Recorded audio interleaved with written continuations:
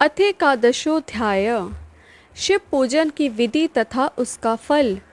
ऋषि बोले, हे व्यास शिष्य महाभाग सूत जी, आपको नमस्कार है। आज आपने भगवान शिव की अद्भुत एवं परम पवित्र कथा सुनाई है।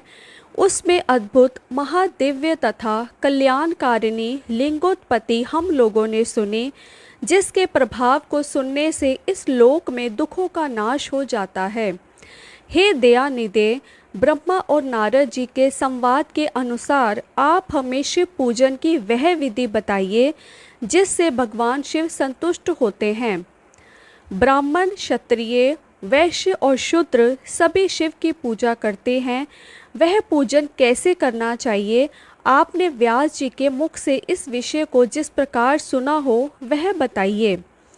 महर्षियों का वह कल्याणप्रद एवं श्रुति सम्मत वचन सुनकर सूत जी उन मुनियों के प्रश्न के अनुसार सब बातें प्रसन्नता पूर्वक बताने लगे। सूत जी बोले, मुनीश्वरों, आप लोगों ने बहुत अच्छी बात पूछी है, परंतु वह रहस्य की बात है। मैंने इस विषय को जैसा सुना है और जैसी मेरी बुद्धि है उसके अनुसार आज कह रहा हूँ। जैसा आप लोग पूछ रहे हैं उसी तरह पूर्व काल में व्यास जी ने सनत कुमार जी से भी पूछा था, फिर उसे उपमन्यु जी ने भी सुना था। तब व्यास जी ने शिव पूजन आदि जो भी था उसे सुनकर लोकहित की कामना से मुझे पढ़ा दिया था। इसी विषय को भगवान श्री कृष्ण ने महात्मा उपनियमसु कहा था। पूर्व काल में ब्रह्मा जी ने नारद जी से इस विषय में जो कुछ कहा था वही इस समय मैं कहूँगा। ब्रह्मा जी बोले, हे नारद, मैं संक्षेप में लिंग पूजन की विधि बता रहा हूँ, सुनिए। हे मुने, इसका वर्णन 100 वर्षों में भी नहीं किया जा सकता है। जो भगवान शंकर का सुखमय, निर्मल एवं सनातन रूप है, सभी मनोवांछित फलों की प्राप्ति के लिए उसका उत्तम भक्ति भाव से पूजन करें। दरिद्रता, रोग, दुख तथा शत्रुजनित पीड़ा, ये 4 प्रकार के पाप कष्ट तभी तक रहते हैं जब तक मनुष्य भगवान शिव का पूजन नहीं करता है। भगवान शिव की पूजा होते ही सारे दुख विलीन हो जाते हैं और समस्त सुखों की प्राप्ति हो जाती है। तत्पश्चात समय आने पर उपासक की मुक्ति भी हो जाती है। जो मानव शरीर का आश्रय लेकर मुख्यतः संतान सुख की कामना करता है, उसे चाहिए कि संपूर्ण कार्य और मनोरथों के साधक महादेव जी की पूजा करें। ब्राह्मण, क्षत्रिय, वैश्य और शूद्र भी संपूर्ण कामनाओं तथा प्रयोजनों की सिद्धि के लिए क्रम से विधि के अनुसार भगवान शंकर की पूजा करें। प्रातःकाल ब्रह्म मुहूर्त में उठकर गुरु तथा शिव का स्मरण करके पुण्य तीर्थों का चिंतन करके भगवान विष्णु का ध्यान करें। हे मुने, इसके बाद मेरा देवताओं का और मुनि आदि का भी स्मरण चिंतन करके स्तोत्र पाठ पूर्वक शंकर जी का विधि पूर्वक नाम ले। उसके बाद शैया से उठकर निवास स्थान से दक्षिण दिशा में जाकर मल त्याग करें। हे मुने, एकांत में मलोत्सर्ग करना चाहिए। उससे शुद्ध होने के लिए जो विधि मैंने सुन रखी है आप लोगों से, उसी को आज कहता हूँ। मन को एकाग्र करके सुने। ब्राह्मण गुदा की शुद्धि के लिए 5 बार मिट्टी का लेप करें और धोएं। क्षत्रिय 4 बार, वैश्य 3 बार और शूद्र 2 बार विधि पूर्वक गुदा की शुद्धि के लिए उसमें मिट्टी लगाएं। लिंग में भी 1 बार प्रयत्न पूर्वक मिट्टी लगानी चाहिए। तत्पश्चात बाएं हाथ में 10 बार और दोनों हाथों में 7 बार मिट्टी लगाएं। हे तात, प्रत्येक पैर में 3-3 बार मिट्टी लगाएं, फिर दोनों हाथों में भी 3 बार मिट्टी लगाकर धोएं। स्त्रियों को शूद्र की भांति अच्छी तरह मिट्टी लगानी चाहिए। हाथ पैर धोकर पूर्ववत शुद्ध मिट्टी का संग्रह करना चाहिए। इसके बाद मनुष्य को अपने वर्ण के अनुसार दातुन करना चाहिए। ब्राह्मण को 12 अंगुल की दातुन करनी चाहिए, क्षत्रिय 11 अंगुल, वैश्य 10 अंगुल और शूद्र 9 अंगुल की दातुन करें। दातुन का यह मान बताया गया है। मनुस्मृति के अनुसार काल दोष का विचार करके ही दातुन करें या त्याग करें। हे तात, षष्ठी, प्रतिपदा, अमावस्या, नवमी, व्रत का दिन, सूर्यास्त का समय, रविवार तथा श्राद्ध दिवस ये दंत धावन के लिए वर्जित है। दंत धावन के पश्चात तीर्थ आदि में विधि पूर्वक स्नान करना चाहिए। विशेष देश काल आने पर मंत्र उच्चारण पूर्वक स्नान करना चाहिए। स्नान के पश्चात पहले आचमन करके धुला हुआ वस्त्र धारण करें, फिर सुंदर एकांत स्थल में बैठकर संध्या विधि का अनुष्ठान करें। यथा योग्य संध्या विधि करके पूजा का कार्य आरंभ करें। मन को स्थिर करके पूजा गृह में प्रवेश कर वहाँ पूजन सामग्री लेकर सुंदर आसन पर बैठे। पहले न्यास आदि करके क्रमशः महादेव जी की पूजा करें। शिव की पूजा से पहले गणेश जी की, द्वारपालों की और दिक्पालों की भली भांति पूजा करके बाद में देवता के लिए पीठ की स्थापना करें, अथवा अष्टदल कमल बनाकर पूजा द्रव्य के समीप बैठकर उस कमल पर ही भगवान शिव को समासीन करें। तत्पश्चात 3 बार आचमन करके पुनः दोनों हाथ धोकर 3 प्राणायाम करके मध्य प्राणायाम अर्थात कुंभक करते समय त्रिनेत्रधारी भगवान शिव का इस प्रकार ध्यान करें। उनके 5 मुख हैं, 10 भुजाएं हैं, शुद्ध स्फटिक के समान उनकी कांति है। वे सब प्रकार के आभूषणों से विभूषित हैं तथा वे व्याघ्र चर्म का उत्तरीय ओढ़े हुए हैं। उनके सारूप्य की भावना करके मनुष्य सदा के लिए अपने पाप को भस्म कर डाले। इस प्रकार की भावना से युक्त होकर वहाँ पर शिव को प्रतिष्ठापित करके उन परमेश्वर की पूजा करें।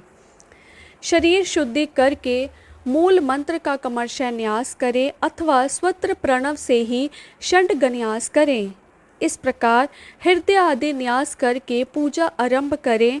पाद्य, अर्घ और आचमन के लिए पात्रों को तैयार करके रखें। बुद्धिमान पुरुष विधि पूर्वक भिन्न भिन्न प्रकार के 9 कलश स्थापित करें। उन्हें कुशाओं से ढककर कुशाओं से ही जल लेकर उन सब का प्रोक्षण करें। उन सभी पात्रों में शीतल जल डालें। तत्पश्चात बुद्धिमान पुरुष देखभाल प्रणव मंत्र के द्वारा उनके इन द्रव्य को डालें। खस और चंदन को पाद्य पात्र में रखें। चमेली के फूल, शीतल चीनी, कपूर, बड़की, जड़ तथा तमाल इन सब को यथोचित रूप से कूट पीस कर चूर्ण बनाकर आचमनीय पात्र पंचमात्र में डालें। यह सब चंदन सहित सभी पात्रों में डालना चाहिए। देवाधिदेव महादेव जी के पार्श्व भाग में नंदीश्वर का पूजन करें। गंध, धूप, दीप आदि विविध उपचारों में शिव की पूजा करें। फिर प्रसन्नता पूर्वक लिंग शुद्धि करके मनुष्य उचित रूप से मंत्र समूहों के आदि में प्रणव तथा अंत में नमः पद जोड़कर उनके द्वारा इष्ट देव के लिए अथवा प्रणव का उच्चारण करके स्वसित पद्य आदि आसन की कल्पना करे। पुनः यह भावना करे कि इस कमल का पूर्व दल साक्षात अनिमा नामक ऐश्वर्य रूप तथा अविनाशी है, दक्षिण दल लघिमा है, पश्चिम दल महिमा है, उत्तर दल प्राप्ति है, अग्नि कोण का दल प्राकम्य है, नेत्र कोण का दल ईश्वरत्व है, वावे कोण का दल वशिष्ठ है, ईशान कोण का दल सर्वज्ञत्व है और उस कमल की कर्णिका को सोम कहा जाता है। इस सोम के नीचे सूर्य है, सूर्य के नीचे यह अग्नि है और अग्नि के नीचे धर्म आदि की क्रमशः कल्पना करे। इसके पश्चात चारों दिशाओं में अव्यक्त आदि की तथा सोम के नीचे तीनों गुणों की कल्पना करें। इसके बाद ओम सद्यो जातम प्रपज्ञामि इत्यादि मंत्र से परमेश्वर शिव का आवाहन करके ओम वाम देवाय नमः इत्यादि वामदेव मंत्र से उन्हें आसन पर विराजमान करें। फिर ओम तत्पुरुषाय विज्ञ इत्यादि रुद्र गायत्री द्वारा इष्ट देव का सानिध्य प्राप्त करके उन्हें ओम अघोर्यम व्यो अथे इत्यादि अघोर मंत्र से वहाँ निरुद्ध करें। तत्पश्चात ओम ईशाने सर्व विद्यानाम इत्यादि मंत्र से आराध्य देव का पूजन करें। पाद्य और आचमनीय अर्पित करके अर्घ दें। तत्पश्चात गंध और चंदन मिश्रित जल से विधि पूर्वक रुद्रदेव को स्नान कराएं। फिर पंचगव्य निर्माण की विधि से पांचों द्रव्यों को एक पात्र में लेकर प्रणव से ही अभिमंत्रित करके उन मिश्रित गव्य पदार्थों द्वारा भगवान को स्नान कराएं। तत्पश्चात पृथक पृथक दूध, दही, मधु, गन्ने के रस तथा घी से नहलाकर समस्त अभिष्टों के दाता और हितकारी पूजनीय महादेव जी का प्रणव के उच्चारण पूर्वक पवित्र द्रव्य द्वारा अभिषेक करें। साधक श्वेत वस्त्र से उस जल को यथोचित रीति से छान लें और पवित्र जल पात्रों में मंत्र उच्चारण पूर्वक जल डालें। जल धारा तब तक बंद न करें जब तक इष्ट देव को चंदन ना चढ़ाएं। तब सुंदर अक्षतों द्वारा प्रसन्नता पूर्वक शंकर जी की पूजा करें। उनके ऊपर कुश, अपामार्ग, कपूर, चमेली, चंपा, गुलाब, श्वेत कनेर, बेला, कमल और उत्पल आदि भांति भांति के अपूर्व पुष्पों एवं चंदन से उनकी पूजा करें। परमेश्वर शिव के ऊपर जल की धारा गिरती रहे, इसकी भी व्यवस्था करें। जल से भरे भांति भांति के पात्रों द्वारा महेश्वर को स्नान कराएं। इस प्रकार मंत्र उच्चारण पूर्वक समस्त फलों को देने वाली पूजा करनी चाहिए। हे तात, अब मैं आपको समस्त मनोवांछित कामनाओं की सिद्धि के लिए उन पूजा संबंधी मंत्रों को भी संक्षेप में बता रहा हूँ। सावधानी के साथ सुनिए। पावन मंत्र से, वाडम्य इत्यादि मंत्र से, रुद्र मंत्र से, नील रुद्र मंत्र से, सुंदर एवं शुभ पुरुष सूक्त से, श्री सूक्त से, सुंदर अर्थ विशेष के मंत्र से, आ, नो, भद्रा इत्यादि शांति मंत्र से, शांति संबंधी दूसरे मंत्रों से, भारुण मंत्र और अरुण मंत्रों से, अर्थाभीष्ट साम तथा देवव्रत साम से, अभित्वा इत्यादि रत्नंत्र साम से, पुरुष सूक्त से, मृत्युजय मंत्र से तथा पंचाक्षर मंत्र से पूजा करें। 1 सहस्त्र अथवा 101 जल धाराएं वैदिक विधि से शिव के नाम मात्र से प्रदान करें। तदनंतर भगवान शंकर के ऊपर चंदन और फूल आदि चढ़ाएं। प्रणव से तांबुल आदि अर्पित करें। इसके बाद जो स्फटिक मणि के समान निर्मल, निष्कल, अविनाशी, सर्वलोक कारण, सर्वलोक में परम देव हैं, जो ब्रह्मा, इंद्र, उपेंद्र, विष्णु आदि देवताओं को भी गोचर न होने वाले वेद वेता विद्वानों के द्वारा वेदांत में मन वाणी से अगोचर बताए गए हैं, जो आदि मध्य अंत से रहित समस्त रोगियों के लिए औषध रूप शिव तत्व के नाम से विख्यात तथा शिवलिंग के रूप में प्रतिष्ठित हैं, उन भगवान शिव का शिवलिंग के मस्तक पर प्रणव मंत्र से ही पूजन करें। धूप, दीप, नैवेद्य, सुंदर तांबुल, सूर्य, आरती, स्तोत्रों तथा नाना प्रकार के मंत्रों एवं नमस्कारों द्वारा यथोक्त विधि से उनकी पूजा करें। तत्पश्चात अर्घ देकर भगवान के चरणों में फूल बिखेर कर और साष्टांग प्रणाम करके देवेश्वर शिव की आराधना करें। इसके बाद हाथ में फूल लेकर खड़ा होकर दोनों हाथ जोड़कर इस मंत्र से सर्वेश्वर शंकर की पुनः प्रार्थना करें। हे शिव, मैंने अनजान में अथवा जानबूझकर जो जप पूजा आदि सत्कर्म किए हों, वे आपकी कृपा से सफल हों। इस प्रकार पढ़कर भगवान शिव के ऊपर प्रसन्नता पूर्वक फूल चढ़ाएं। तत्पश्चात स्वसती वाचन करके नाना प्रकार की आशी प्रार्थना करें। फिर शिव के ऊपर मार्जन करना चाहिए। इसके बाद नमस्कार करके अपराध के लिए क्षमा प्रार्थना करते हुए पुनरागमन के लिए विसर्जन करना चाहिए। इसके बाद अघोर मंत्र का उच्चारण करके नमस्कार करें। फिर संपूर्ण भाव से युक्त होकर इस प्रकार प्रार्थना करें। प्रत्येक जन्म में शिव में मेरी भक्ति हो, शिव में भक्ति हो, शिव में भक्ति हो। आपके अतिरिक्त दूसरा कोई मुझे शरण देने वाला नहीं है। हे महादेव, आप ही मेरे लिए शरणदाता हैं। इस प्रकार प्रार्थना करके पराभक्ति के द्वारा संपूर्ण सिद्धियों के दाता देवेश्वर शिव का पूजन करें। विशेषतः गले की ध्वनि से भगवान को संतुष्ट करें। तत्पश्चात परिवारजनों के साथ नमस्कार करके अनुपम प्रसन्नता प्राप्त करके समस्त लौकिक कार्य सुखपूर्वक करता रहे। जो इस प्रकार शिव भक्ति परायण होकर प्रतिदिन पूजन करता है वह अवश्य ही पग पग पर सब प्रकार की सिद्धि प्राप्त करता है।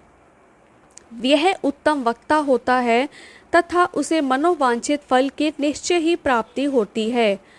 रोग, दुख, शोक, दूसरों के निमित्त से होने वाला उद्वेग, कुटिलता, विष तथा अन्य जो कष्ट उपस्थित होता है उसे कल्याणकारी परम शिव अवश्य नष्ट कर देते हैं। उस उपासक का कल्याण होता है। जैसे शुक्ल पक्ष में चंद्रमा बढ़ता है वैसे ही शंकर की पूजा से उसमें अवश्य ही सद्गुणों की वृद्धि होती है। हे मुनिश्रेष्ठ, इस प्रकार मैंने शिव की पूजा का विधान आपको बताया। हे नारद, अब आप और क्या पूछना तथा सुनना चाहते हैं?